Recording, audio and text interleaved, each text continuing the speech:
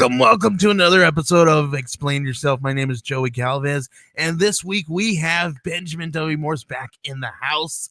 How's it going, pal? Welcome back. It's going good. It's great to be back. And Joey, thanks again for covering for me last week. I got sick. I was traveling. I got held up, and Joey saved the day. Came and No hosted the worries, show, and man. dude, I appreciate it. Yeah, man. It's the holidays. People travel. Things happen, right? So it's absolutely fine. But dude, I want to say this is probably gonna be our Thanksgiving ish episode, maybe, possibly. I don't know. Maybe we could. It works, right? That works, right? Yeah, That'll it work. could be. Yeah. All right. Well, I just want to say I'm thankful for you this year because everything you've done this past year, you've been amazing. You've helped us out with a lot of things. We've used your covers for twice now for two successful campaigns for archetypes, and I don't know if I've told you enough, but I wanted to say thank you, sir, for being a part of Geek Collective and everything you've done. I am absolutely thankful for your work. Thank Well, you, dude, sir. thank you. I likewise. It's been a blast just doing this show every week and working together on stuff. And so likewise, man.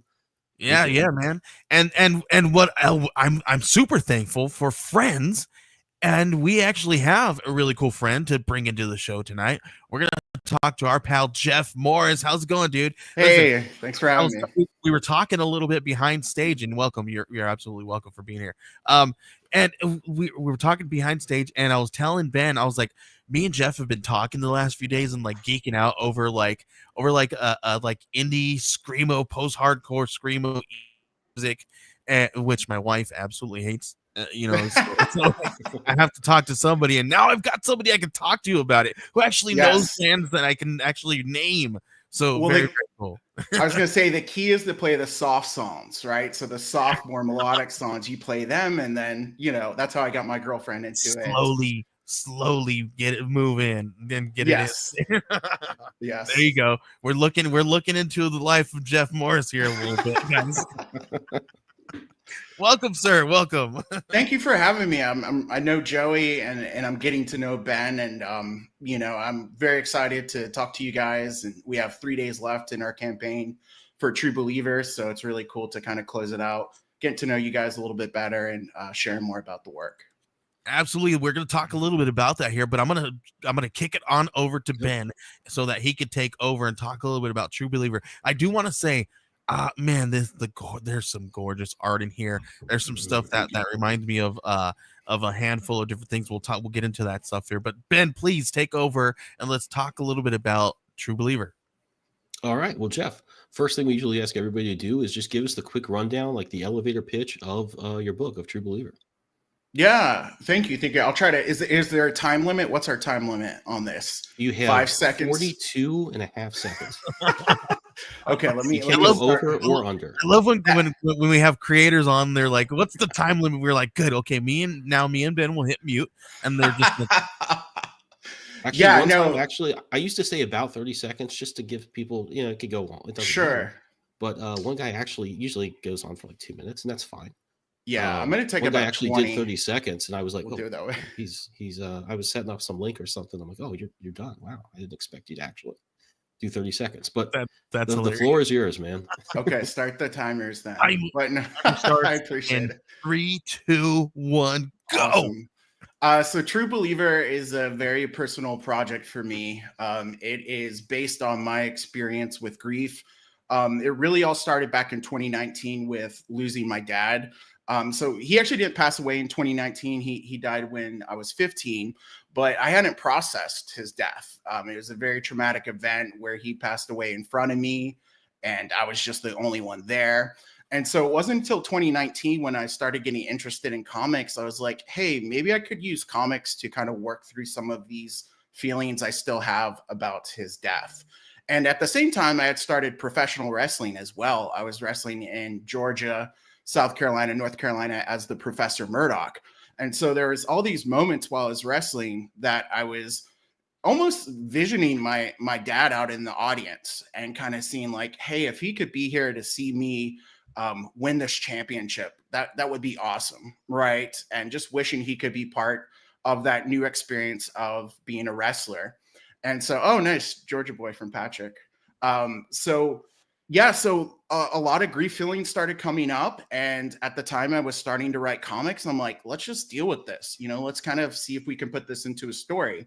And so that was in 2019. It led to me making my first comic, Paper Champion. And then after that, as life does, I started losing people again, and I lost my stepdad and my uncle. And so I just had more grief feelings coming up. And so it just seemed like comics were going to be the way that I was going to work through my grief. And it became a very therapeutic process. And as the stories came out, I realized that other people were really finding resonance with the stories as well, that they were seeing kind of their grief journey mirrored in the comics. And so I decided just to finish that up with one last story called True Believer that is about grief at the holidays and Christmas. And so really this is a very personal project for me, but it's also something that I want people to see themselves in, that I want them to have an emotional catharsis as they read the story and be able hopefully to kind of find some comfort. So I know that was longer than 30 seconds, but but I try to give the people, readers, backers, the personal background because it is very much like my experience in comic form, and I want to connect to people through that as well. Wow. No, I was reading that before we went on when I was getting our show stuff, and I was like, wow, that is just a really, really impactful, reason for doing this. And I think the way you kind of do that, I think both for yourself and for readers is a really, really positive use of this thing that we do. Thank you. Yeah. First thing I was going to ask you about was you mentioned you were new to comics kind of in 2019 or so when you started doing this. I've talked to a lot of people lately that have had really good understanding of writing for comics and just the medium in general. And they mentioned like, oh yeah, I just kind of just started to do this, or maybe they had been a little into comics, in some cases not even. How much have you always been a comic reader or always been a writer? Like what kind of let you just jump into this at this time? Yeah, so I definitely grew up reading comics. I remember like going to the grocery stores back in the day when they used to sell comics at the grocery stores. And my mom would go shopping for like an hour or so, and I just sit on the floor and read all the comics there. And then about the time I was 12 years old, I discovered like the local comic shop. And I was like, this exists. Like you can actually go to a place with all of them housed in a building. And I would just do the same thing and just sit there for hours reading. But as I kind of got older, I was an English major, I became an English teacher. And so like writing short stories kind of became my main thing. And then as I kind of said earlier, I started wrestling, having these feelings. I started seeing comics as a way to deal with grief better than short stories could. I started seeing how, kind of containing everything in a panel could really like encapsulate emotion in a very powerful way. And so for me, it like forced it to kind of like have this like visual rawness to it, this visual like emotion that I feel like writing short stories couldn't really capture. And so from that, I joined a group called the Comics Experience. It was led by Andy Schmidt, and they had a workshop. And so I wrote True Believer and got feedback from people. There were some editors from like Marvel and DC who gave me feedback, and that was cool to like hear from them. That was like, oh, like this is good. There's potential. And that just kind of sparked it. But honestly, like the Comics Experience workshop really kind of fostered that love or foster kind of the belief in comics to kind of like tell really powerful emotional like stories. Yeah, wow. So it's been, like I said, it's been interesting to most people that do this. I mean, we've been sitting drawing comics since we were 5 years old, and it's just never stopped. Lately, I've been talking to people who kind of just maybe had a background in it or an adjacent thing, but really hadn't been in the trenches, so to speak, of trying to create comics for their whole life. And it's really been interesting to see kind of what has brought people to that. Yeah, and there's also I really like that you kind of looked at the art. Oh, go ahead. Sorry, man.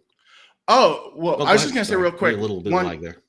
No, that's okay. Yeah, just one thing too around that time period is like changing times in comics is so awesome.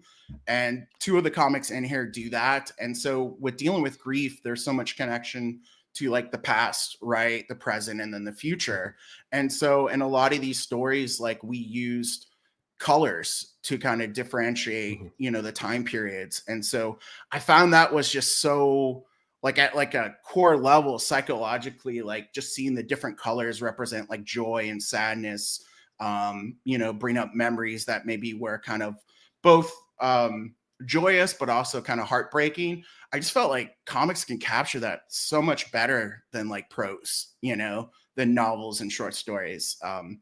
So that really kind of encouraged my like commitment to it. Yeah, I think that when you have like when you really look at what pacing can do in comics, because you can just show some things and not tell in a short story, any kind of written story, you've got to, I mean, anything you want to get across, it's got to be down the page. It's going to be a couple sentences, and you really can't control the speed in the way that, like, in a comic, you can get a lot out of the way just in a picture and get to the stuff that you want to get to and the way you want to get to it, which is, Yeah. which is why it's really interesting to hear that you were like, yeah, this would be a better vehicle Hmm. for what I'm trying to get across, and I think you're Yeah. probably right. Um, another thing I wanted to ask you about is the artwork in this is really great. I mean, this Thank is, you. Thank you so much. you see stuff on Kickstarter and it's all over the place in terms of just the line work, the coloring, the lettering. This one is really top notch. I mean, you've got some. I would say like this is as good as anything you get from any publisher. I really appreciate that, Ben, and all credit absolutely goes to the artist who, none of this would exist, and absolutely captured the emotion of these stories so well. And you brought that up. I think when I first started, I wanted it to be at the level of something you could get at a comic store, because I have friends, or I had people who had done like comics, and they'd bring stuff and it just was like, oh cool, your friend did comics, right? Mhm. And you could see there's like potential, but the art wasn't, it wasn't a professional level. And so for me, I just really didn't want to sacrifice quality for these stories because they were so personal to me. I wanted Mhm. it to be something that, yes, the emotions are there, but the art is really like engaging, right? And tells the story very well. Yeah, I mean, this stuff here in particular is just so beautiful. Yeah, Dennis Really well done. Menhiri is the Oh, artist for okay. that Yeah. one, Dirt Mountain. Yeah. How did you guys how did you meet him and get in touch and start collaborating, and what's your process been like in sort of going back and forth and developing this? Yeah, so with the artists, it really was about me finding artists who could tell emotional stories well. In the sense, more specifically, like facial expressions were really important, right? Because there's going to be a lot of moments where characters might cry, or you need to see kind of that loss, within their eyes.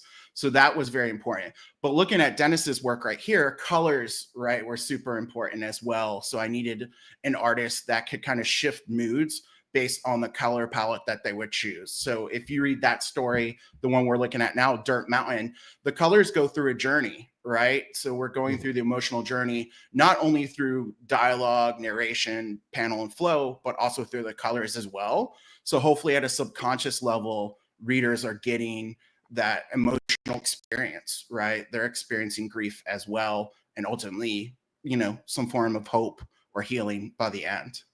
Um, I don't know if that, so with contacting, it just really was kind of finding just somebody who could tell emotional stories well, right? That was the key. I need that gut punch. I need the heartbreak, right? Um, Almost to the point of like, hey, could your art make somebody cry?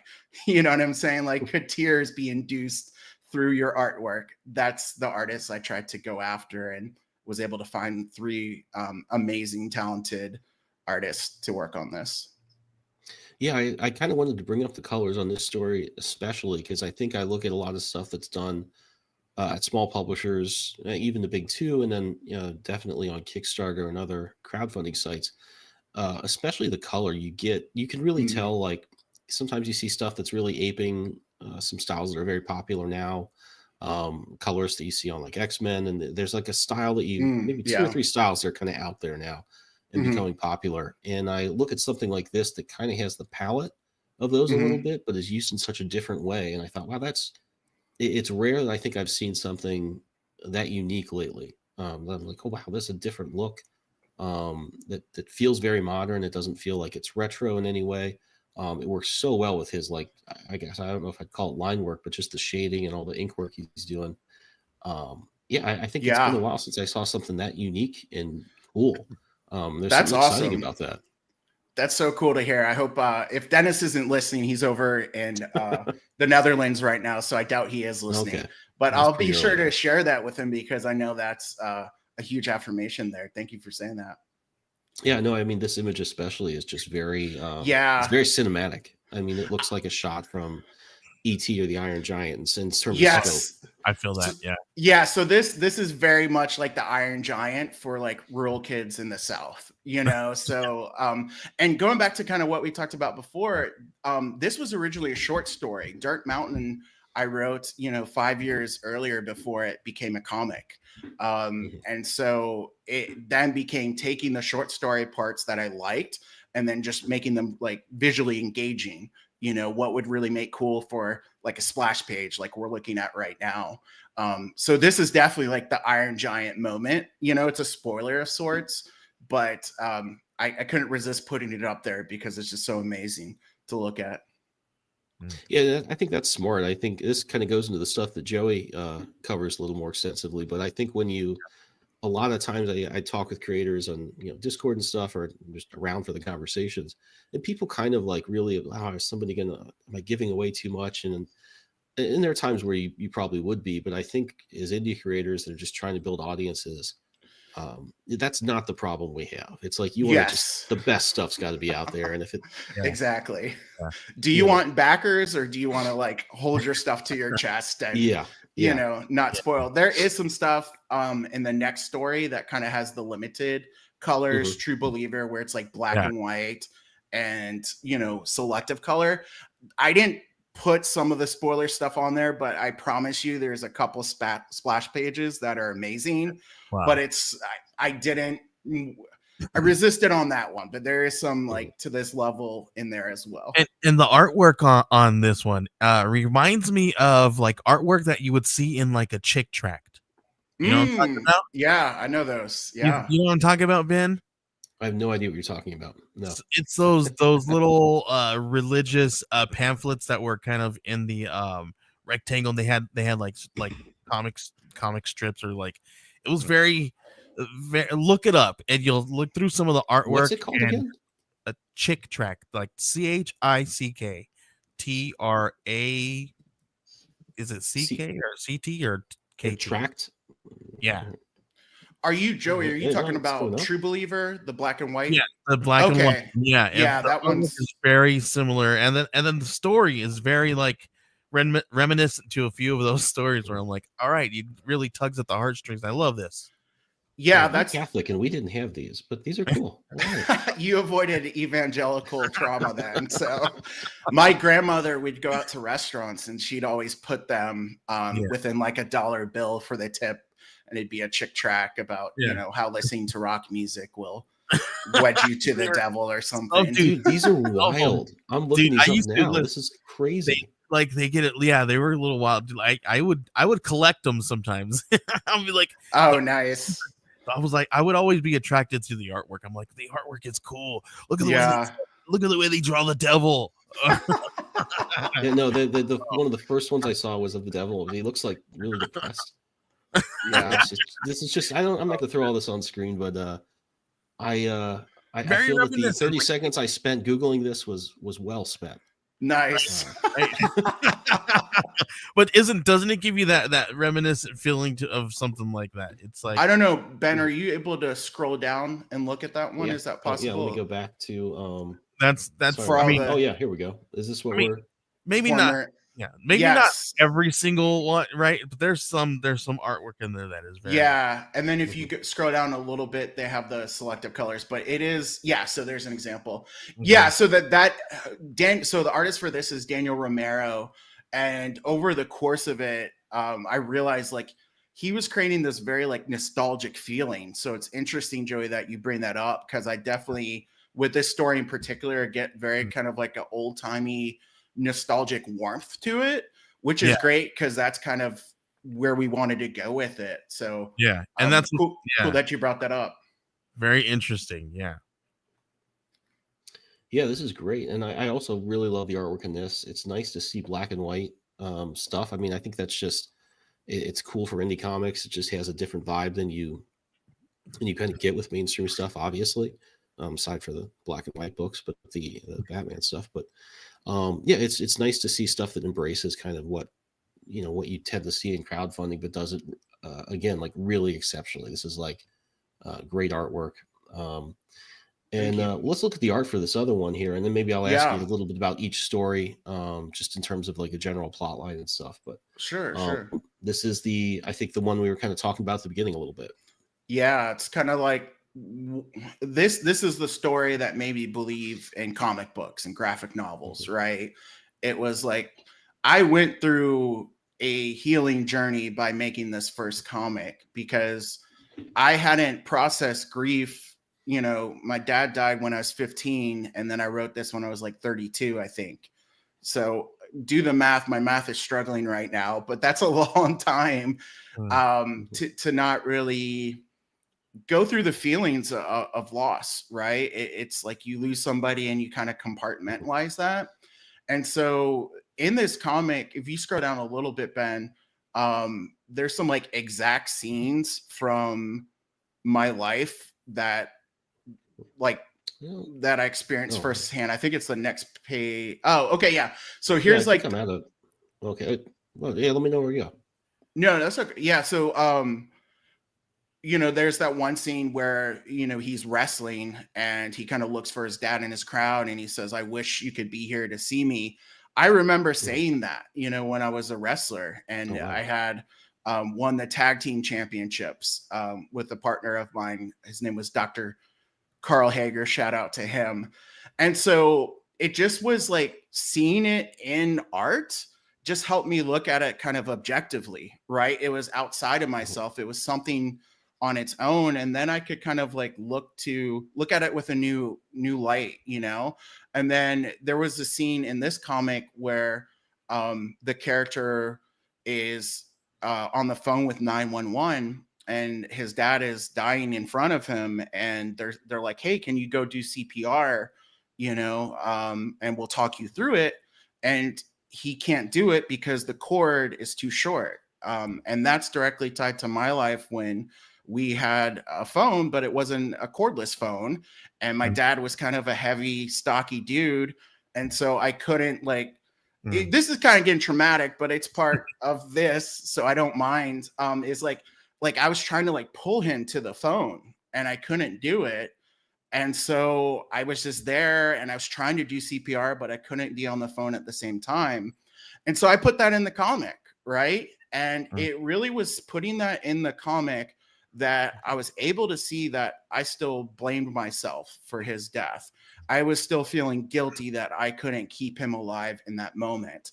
And I know that's a feeling a lot of people have experienced with grief and loss, right? They feel like, oh, if I just would have done this, I could have kept, my father, my wife, whoever it is, alive.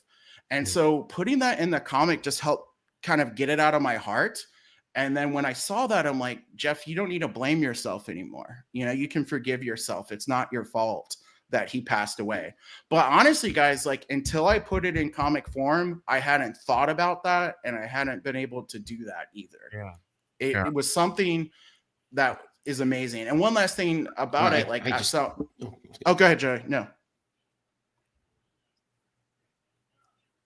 Oh, no, no, it's sorry. all you. Go ahead. Go ahead. Oh, one thing I was gonna say real quick is That that was that so was like me. I'm Yeah.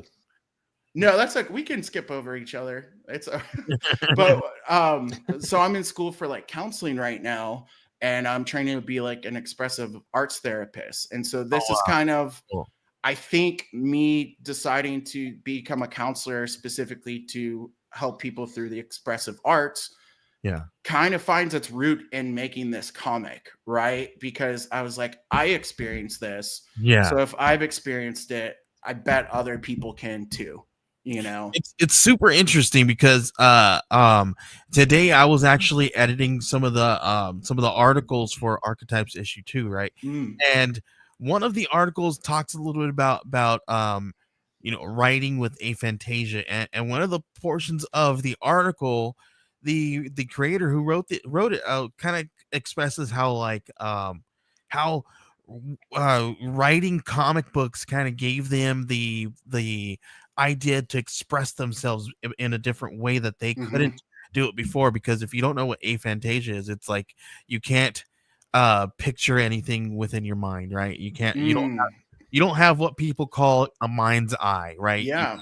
yeah. So it's very difficult to like write prose because everything you have to express and write everything because you have to lay out the scene for the reader, right? Hmm. Where versus comics, the scene is right there in front of you, Yeah, yeah. experiencing it as you read within. So it's this opens up this kind of different world within you sometimes to kind of open up your mind in different ways, which is Yeah. very interesting. Well, Ben mentioned earlier about like panels, right? And flow. And so it's just like panels can freeze time and kind of force Mm. the reader to sit on something. And that is hard, especially if you like struggle with anxiety or Yeah. overthinking. It's hard to kind of freeze a moment down and be like, okay, let me just sit and see what this means. And so comics really Yeah. offer that ability to be like, hey, just look at this. And then splash pages in particular, right? Like, hey, here's this emotion, here's this moment, do something with it. Like, how does it hit you? um so I definitely affirm what you're saying, Joey, is that I think it's very unique to comics to kind of keep readers in that moment a little bit longer.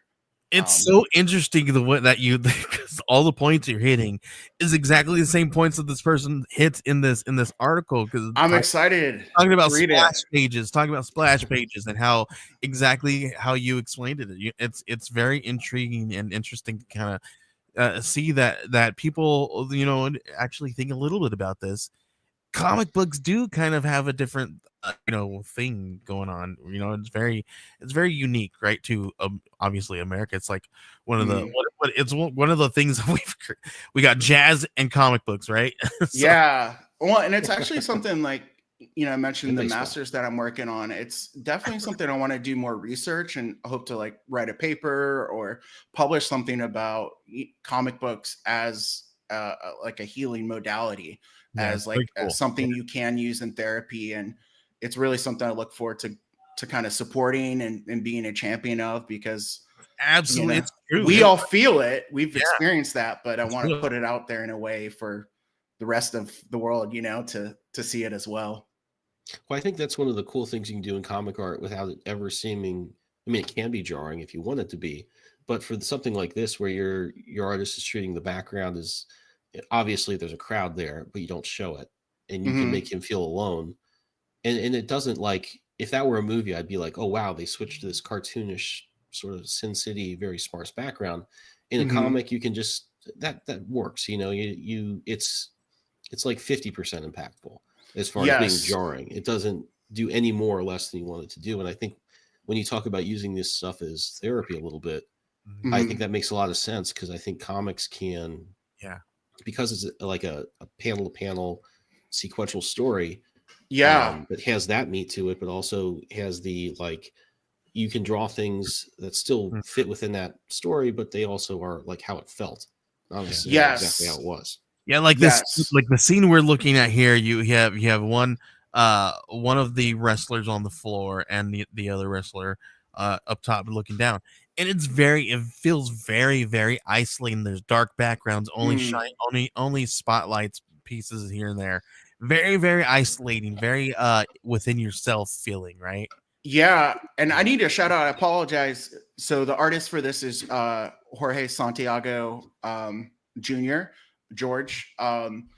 And so he did Paper Champion, and amazing artist, incredibly kind and compassionate to kind of take this personal story and do it justice. So definitely want to make sure I shut that out. But looking at this page, like you mentioned, Joey, there's kind of like the quick edits with the two panels in the middle where he goes dad, dad, dad. So it's kind of trying to evoke anxiety, anticipation, right? It doesn't show it on the page, but previously he did see his dad in the audience, and his dad was talking to him. That's a little bit of spoiler, but that's okay. And his dad was saying, Jackie, you got to win the championship. And so now we kind of have those two panels to kind of show the anticipation of like, oh, great, my dad's here. and then you go to that bleed at the bottom of like, no, the hope is gone, right? And you just have to sit in with that bleed, that loss of hope there, and kind of take that in. Wow. I had one other question about this when I was reading through it. Have you ever like done actual wrestling? Because your uniform there is pretty. You got the knee guards or the wraps things, and you got the singlet, which is kind of more traditional wrestling. Oh, like, so not the professional wrestling, Not but the wrestling. No, yeah. Yeah, I did. It's I did real that for a long wrestling, time, Ben. so. I will It's say I still always real to me. He's I like, always had a that's chip on my real shoulder when I wrestled junior high and high school, and there was still people like, oh, you guys jump off the top rope, and I kind of had this like, I don't like the professional wrestling, but it got really popular when I was in college. Yeah. And my friends dragged me to one of the events one summer, and I have to say, at the time of my life, it was so fun. I was kind of like even a little pissed about it. I'm like, That's Nice. that was It hilarious. is fun. It's exciting. I never did real wrestling. I was more a baseball player, but really the wrestling does go back to like my dad, and we grew up watching wrestling, wrestling in the living room, and then having our mom yell at us, or my mom yell at us for wrestling. So that's what a lot of that story is like, you know, I'm wrestling now, and it's tied back to this love and this thing I shared with my dad, and kind of turning that into a story, right? Very Kind of cool. like using fiction to process those memories and his death as well. Yeah, I looked at this and I was like, oh, I hated wearing those singlets. Those knee pads they get so sweaty. I mean, they just felt terrible. They're not comfortable. No, they're not. That's hilarious. very tight. I'll say that. Oh, They're we have a good very question tight. here before we move on to our break. A great question. Did you have a theme song? Yeah, it was it's the classic da da da da da da da da. I think that is Beethoven. Okay. So my gimmick was, I think that's Beethoven's Fifth, I think. Beethoven's Fifth. Yeah. I was an academic from Princeton, New Jersey. And as I was wrestling in the South, you know, kind of being an academic who's snobby really gets you good heat and makes the fans hate you. So coming out to that, I had like a robe as well and a bow tie. I had a ruler that sometimes I would use. So yeah, I did the whole like academic angle because like I was actually a teacher at this time too. So it just kind of took some of my frustrations towards the classroom or towards administration. I was able to work that out in the ring. You know, it was very therapeutic. Awesome. I loved it. That's an awesome character. I like that. Thank you. Yes. Very cool. Well, we're going to take a quick break, play a commercial from our friends at All Ages of Geek. And when we come back, Joey will kind of dig into some of the more, the business stuff, how you put together your campaign, how you market it. Let's go into that. Click that mouse and warp into All Ages of Geek's website, your ultimate portal to everything geek culture. Here you'll find articles that speak your language, from the latest anime buzz to the coolest tech trends. Our mission? To celebrate geekdom in all its glory. Whether you're a gamer, a comic enthusiast, a 90s kid, or an anime aficionado, we've got something for you. Dive deep into them with All Ages of Geek.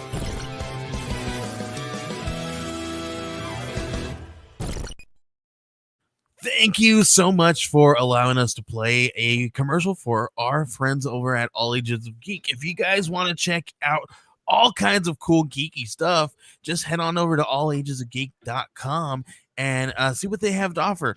They are actually, partnering with us to do some really cool stuff. Like they're giving us some articles in each issue of Archetypes. They're also going to be running some really cool articles on their website for some creators that we know and friends and clients alike. So make sure you guys head on over there, hit them up, and check it out. They also have all kinds of really cool podcasts and live streams. So they got everything geeky is there. So check it out. allagesofgeek.com. Thanks again for allowing us to do that. Jeff, I want to talk to you a little bit about some of the stuff that you got to offer, because we didn't really dive deep into there. So first of all, tell us a little bit about what you're offering in these tiers, what they're going to be getting. How many pages is this book? Yeah, thank you for asking. So we have like the digital edition, which is just mainly the text. with also kind of a thank you page as well, and a dedication page. I have asked all the artists from True Believer to kind of if they wanted to dedicate it to someone, and several want to. So we'll have kind of that in the back. So it's 32 pages for the digital edition, and then with the deluxe digital edition, it's only $3 more.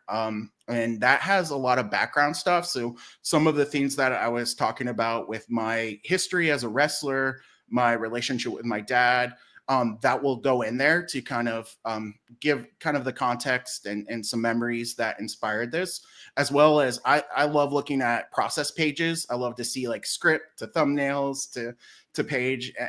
So for each story, I'm going to have about a page or two dedicated to that, so people can kind of see the development of that and how that came together.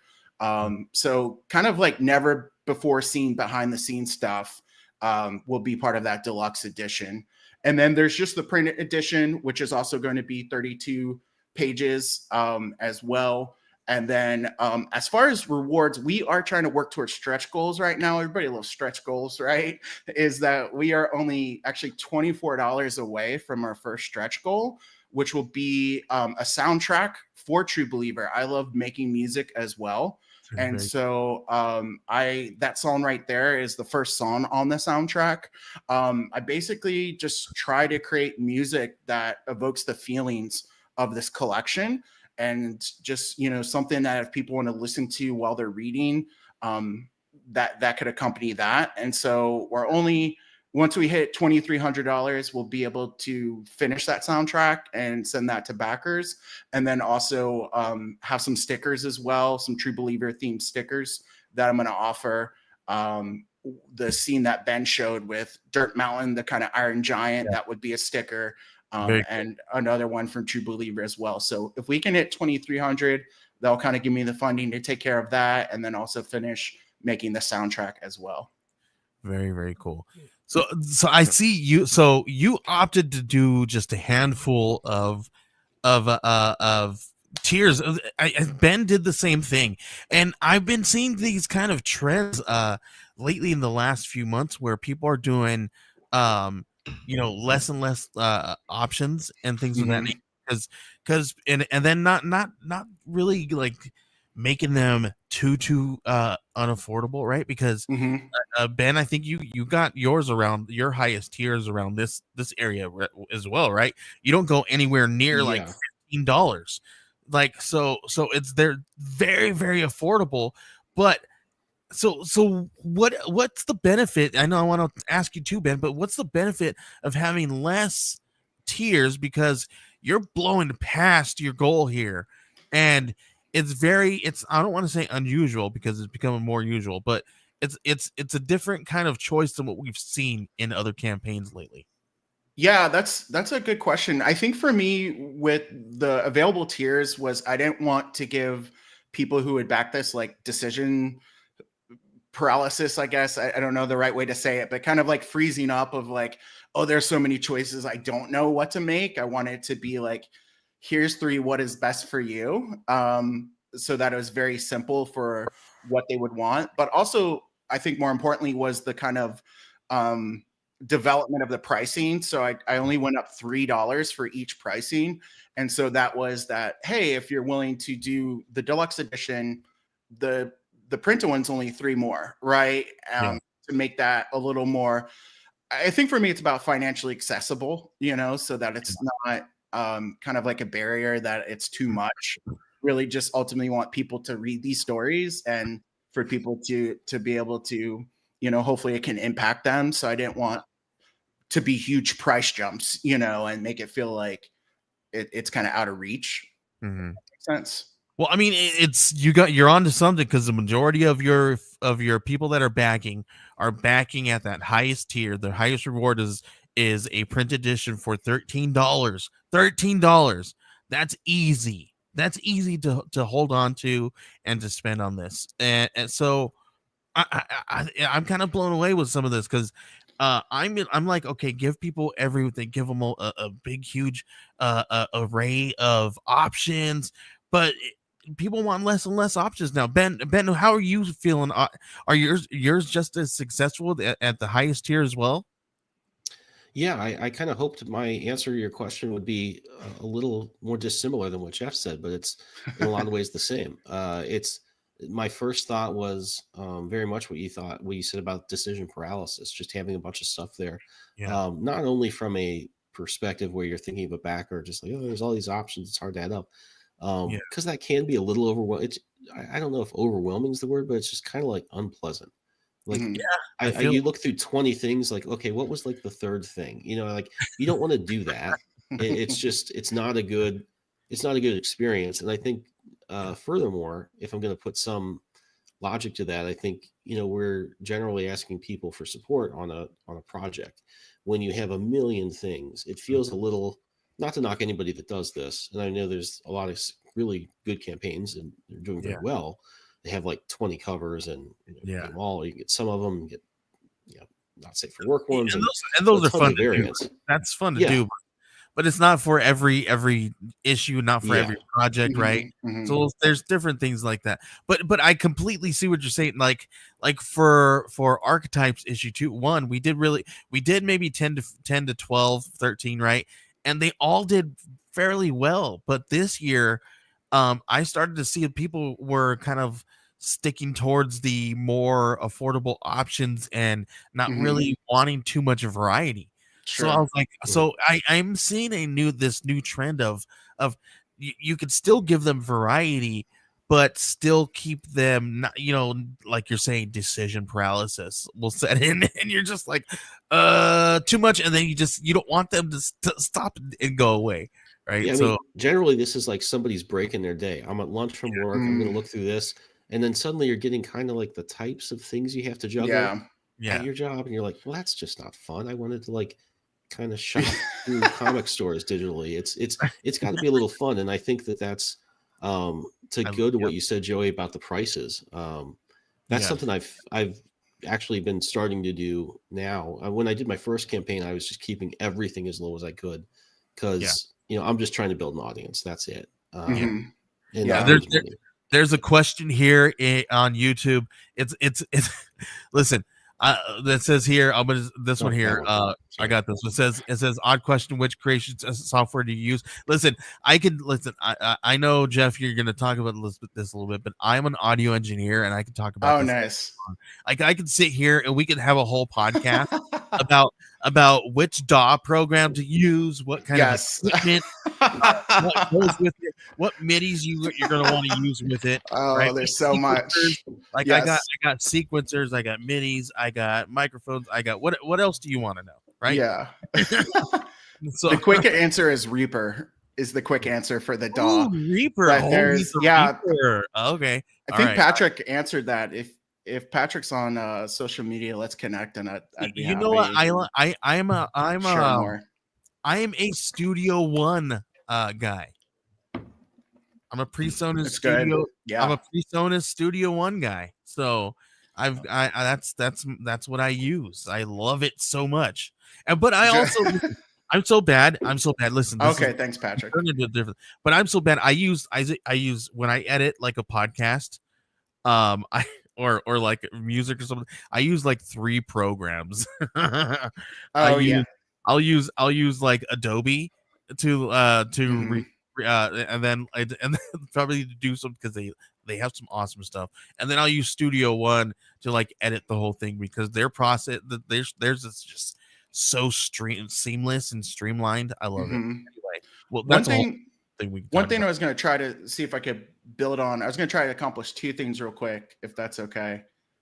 I was going to shout out Bent Box Comics. So this is through Bent Box, who are a publisher here in Florida, and I connected to them. So it's really cool because they're local, and we'll be able to do some cons together. But Bent Box has amazing quality with their comics, and so that's one reason I wanted to work with them, and got to know Chris. So shout out to them for publishing this. Thank you so much. Cool. But I was going to kind of build on what Ben said, maybe, or just ask you guys a question. With one thing I've seen with a lot of Kickstarters, and this may be good, I'm not saying it's bad, it's just kind of, oh, that's my girlfriend right there. Hello. Yeah, that's great. Thanks for love you, babe. Thanks. So one thing with I've seen that doesn't work for me is when campaigns make rewards the main thing, right? That it's almost like the rewards overshadow the actual story and comic itself. And sometimes that may work for certain titles or whatever, but that's something I consciously tried not to do here. And maybe it's to my detriment, but it was like, I just want the story to be the main thing.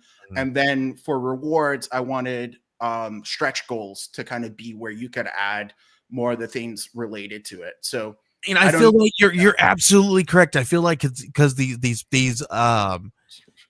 campaigns that have this story driven project tend to fund better or just like what you're doing, like that's what Ben's is. Ben's is a story driven project. Yours is a story driven project, and you guys have very similar thought processes with these where you guys are setting these price points and how you guys are going about them, because you guys really want the story to shine. And I'm seeing a lot of similarities when it comes to this. So maybe we're seeing something here, people. So if you guys are Kickstarter people, comic book Kickstarter people out there, and you have a story driven project, maybe these two guys are onto something here. I'll say Ben's onto something. I'm still learning, so I'll vouch for Ben. And listen, learning is following the trends here with this stuff. It's marketing, it's sales. You follow trends, right? So yeah, it's essentially that's what you're doing, right? So you're following the trend of what your project needs and wants, and that's what key is. That's what it is. It's about knowing what your project wants and needs and feed it that. And that's a great point about like who are your ideal readers? You know, who are the people who you think are going to want to read this or benefit it from most? And so that's why I started this page with my personal story. Usually, like that's probably bad strategy, right? To just start with, hey, here's a little biographical about my trauma, right? But I knew for me that's part of like selling it, or part of that's the story. It's like, hey, this is about me, and I want this also to be something about you as well. So I have to put, I want to lead with it. And I'm a big believer of like leading with your heart. You know what I'm saying? Like put your heart out there, and I feel the right people respond to it and connect to you. And that rewards often don't do that. You know what I'm saying? Like a reward's not necessarily your heart. So give me your heart first, and then we can get into the reward here and stuff. The reward here for True Believer is the stories and the feelings you get from these things. Yes. Right? So this is what what you guys are going to get. You guys are selling this. You're selling the story. Fantastic. So there's not, you guys don't have a lot to pick from.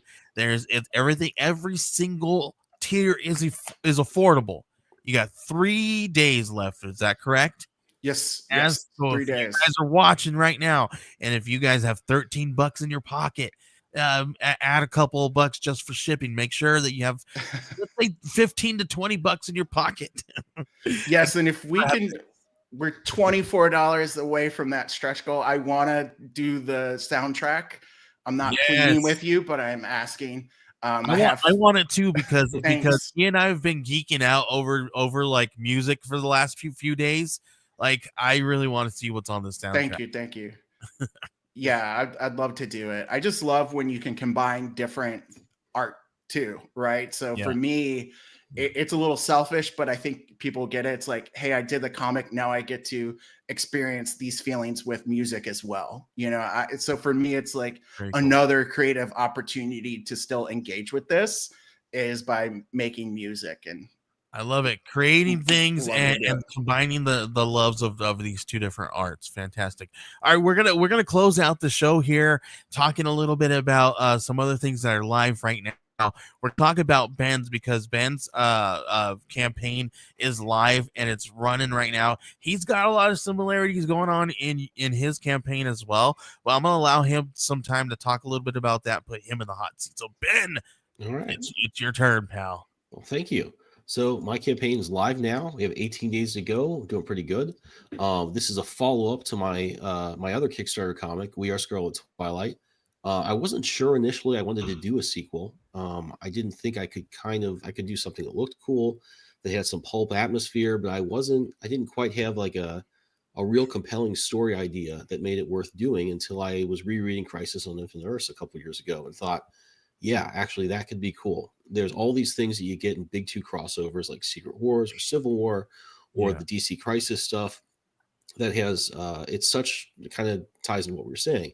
It's such an experience. You get you see the ads for it. You see threads being dropped in like other comics that lead up to it. Yeah. So I kind of thought, hey, this could be cool. I could kind of create that type of experience in a Kickstarter comic. And I think that would be really fun. And I think along the way, I discovered a lot of things that maybe would make it even cooler to do is, so many of those crossovers are, they're kind of doing what I call continuity housekeeping. They're figuring out, hey, by the way, you have to fix Aquaman at some point during this crossover, or Power Girl's pregnant for some reason, or figure out why there's 3 Earths and a bunch of different Batman and stuff like that. What I found here was, I think this was a chance to do something where I could do a big Crisis style thing, but also have it be very centered on one character's journey. So I think we're going to get a lot of things here that made it interesting for me to do this was I could deliver something that had all that big stuff, but had just a little bit more of like a cinematic, you follow a character through a story and you get some of those emotional ups and downs that you don't necessarily get in these big epic crossovers. They have to service a lot of different plot lines, a lot of different characters. So, because you know why else? Because I don't want to read any tie-ins, man. That's the one. That's my one big kick. I'm like, all right, cool. You guys got me. You hooked me. I'm like, oh, you got me, right? And then you introduced like 7 different tie-ins, and then I'm lost. Yeah. Well, and that's the thing. Well, to be honest, this comic is kind of a tie-in. Oh, dang it! At least you're honest, Ben. It was, if you remember, I mean, you guys are a little younger than me, I think, but when Infinite Crisis was starting up, they had a really cool lead-in comic called Countdown to Infinite Crisis that kind of had a bunch of stuff. It tied up some plot lines. It led you right into the story, and it was exciting. It was really fun. And so I wanted to kind of take this opportunity to introduce a bunch of new characters and ideas, also bring Captain Lancet into it. And then I think I also found a way to tie all of them together in a way that makes this comic kind of a story of its own, even though it jumps from different stories from one to another. There's some plot threads that are introduced and kind of resolve at the end of this issue. So it is the lead in to this big crossover style event. But it's also kind of its own story too. So I think I love that.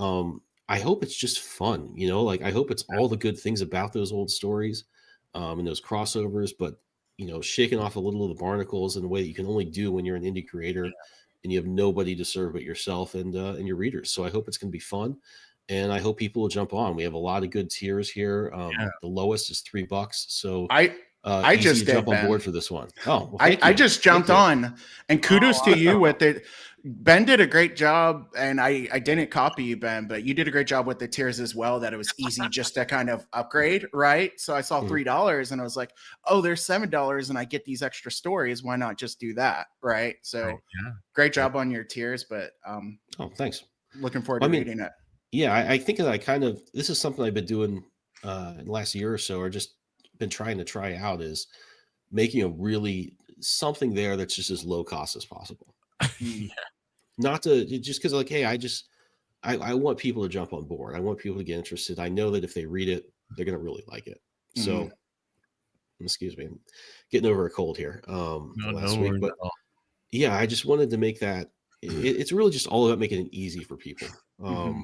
There's the guy I work with is more of a salesman. I'm more of the creative person at our company, but he said something years and years ago to me that I've always remembered, is about getting clients to kind of approve a job. It's like, I just look at stuff at every point in the process. I'm like, how can I make this easier? for them to do what what Yeah. they'll give us a job, what we hope they'll do. Yeah. And that kind of really informs a lot of the stuff I do here. Is like I want to have a premium digital tier and a print tier. I want to just have something that's as low as possible. If we're just kind of getting that person that's skeptical, not sure if they want to jump on board or not, it's like I want to get that person too. And a lot of times, I think, especially if you have a bunch of stories, you can just have the ones that are get the point across, and the extras go with the other ones. So hopefully, it's a way to just make it easy and fun for people to jump on board. Yeah, well, I went the opposite direction for archetypes, and we have a lot of tiers, and we are still running late pledges right now, so you guys can still do that. This one is a 100 plus page 100 I can't speak anymore 100 plus page perfect bound magazine with articles and comic books. And what's going to be cool about that is we're going to be talking a little bit about some comics, where there's even a really cool article about comic book apparitions and possibly comic book creators and fans alike seeing real ghosts that were characters. Possibly you'll have to read it to find out. And a really cool article about writing with aphantasia, and talks a little bit about how they get past that and we're able to write a prose book and writing comics as well, and how comic books help them visualize different things to be a better writer. So definitely some of these really amazing things that are going to be within this. There's going to be 100 plus pages, lots of fantastic stuff. There's even going to be a really great article telling you all about Kickstarter. It goes back to what you should do, what you shouldn't do, and why it's a little daunting and why it's a little scary, but you're gonna want to read this article to find out what you need to do before you jump into a Kickstarter, because it can be a little scary. I also was going to say, Joey, I back this as well. Very excited. I know CJ Hudson and Ben Humerick have some stories, among others. The creative teams in this are best of the best, great short comic creators. So very excited to read this one too. We have stories from CJ Hudson, Jonathan Hedrick. We have Wesley Gift and Justin Stewart. We have Adam Barnhart and Raleigh. We have Whitlock Escobar. We have Charms from Russ Cassidy. We have Kurt Belcher and Austin Hamlin. We have Escobar again and Christoph RDGZ. We got lots more guys. We have Dan Tappan and Reed Eagley Barnes on that one, and Ben Humanick. Tons of people on this one. Articles we have Luke Henderson. We have Matt Mortal. We have Edward Kane, Lindsay G, Adam Barnhart, Joshua Pantalescaro. We have some really cool specials on Jonathan Hedrick, Austin Hamlin, Adriano Aragonillo. Does some really cool writing tools, and a really great article from our friends over at All Ages of Geek. So it's really, really cool stuff. This is going to be really great stuff. I was editing the articles today, and I was like, holy crap, we chose some really great people to write some really great things. Daniel's here. Sorry. So you guys are definitely going to be, this is one to jump on. This is 100 plus pages. It's going to be a square bound book, and it's only about what do we got this out about $30 bucks. I don't know what we have it set up at for late pledges, so check it out. It's very affordable. This is going to be the first time that it's going to be offered. We're going to print these. Some of them we have 50 of the of Ben's cover. Ben did a really cool cover of Fangoria homage for us. There's only going to be 50 of those out there. We're not going to print those again. So check that out. We did not unlock turning this into a glow in the dark, but we had an option to unlock his cover, and everybody was going to get an upgraded to glow in the dark, and it was going to glow blue. But check it out. We got a bunch of fun stuff. We're partnering with a local printer for the t-shirts and the stickers and the buttons. So stay tuned with that. So check it out. Other than that, Ben, I don't got anything else. You got anything else to talk about? That is all for me. All right. Please, Jeff, let everybody know where they can find you and the comic, please. One more time. Yes. Yeah. So on X, I think we're allowed to still talk about them until later. But We're on not X, no more. we're not talking. We're a blue skyers over here now. Yeah, no, I love Blue Sky. It's nice to not have anxiety when you're on the internet. But basically, I built a mountain on all socials, and that's also my website as well, which is ibuiltamountain.com, where you can learn a little bit about me, also find more about the campaign as well. So I would love to connect with anybody, readers, comic creators. Just love building the community, getting to know people more. So thank you all for having me on. This was a joy. Really appreciate it. Thank you. Thanks for coming by and telling us about this great comic. I mean, it's been great to meet you, and just really awesome to hear about everything that went into this. Thank you. Fantastic. Ben, where can everybody find you on social media? You can find me. The best place to find me is at the Linktree, which is, if you're watching this on YouTube, it's in the show description, as well as links to, I should have mentioned this before, to True Believer, to my comic, to Archetypes, as well as to Joey, your socials as well. Thank you, sir. Thank you. And yeah, you can find me at Joey Galvez 1984. That's everywhere. That's on Blue Sky. I'm on Blue Sky mostly these days, so you can find me there. And find us, check us out. You can follow us on Kickstarter under Geek Collective and under Joey Galvez. We're going to be doing some really fun stuff very soon. We're going to be funding actually the story that shows up in this comic from CJ Hudson. We're going to elaborate on those characters, and we're going to tell a whole story of its own. And we're working on it behind the scenes now. He sent me some artwork. We're going to get those things fixed, worked out, not fixed, get those things done. And then hopefully we're going to be putting that out sometime in 2025. Make sure you guys are also following us, because we got another one from a really great all-star team. The guys that do Pocus Hocus and Horse and Hell and Grandma Chainsaw are partnering with me doing a book called I Need Your Skin. And that one could possibly be on its way to a direct market release. We don't know yet. We're going to be working on that deal very soon, but please check that out. Lots of stuff coming from us right now as well next year. We're helping a digital only campaign that is live right now called Olympus High.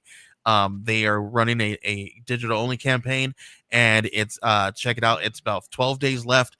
We're almost there, guys. We got a little bit, just a few $100s more to hit goal in this one. We could do that in 12 days. We get this one funded.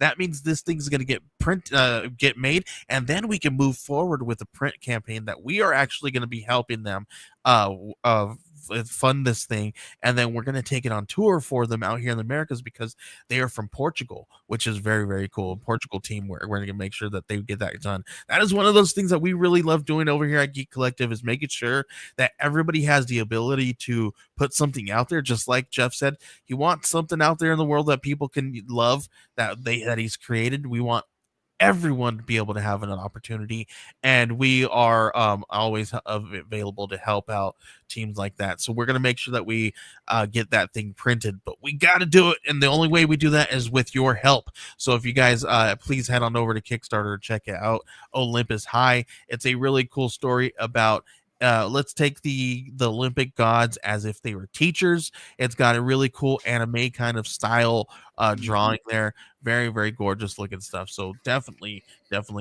check it out. It's just very listen, I'm not into this kind of artwork, but I love this story. It's very cool. And what they do is the last time, yeah, and the last time what's cool is about one of the characters, the main character that shows up in this one was actually a part of the campaign. Somebody ordered a tier where they could create a character and write a whole story, and they wrote a whole story about it. And this is what they're getting. So check it out. It's a really cool kind of campaign, and they offer some really fun stuff. If you want to create some stories along with the team, it's a really cool opportunity to kind of work that out. So check it out now. Other than that, Ben, I'm going to shoot it back over to you so you can close out the show. Thank you, guys.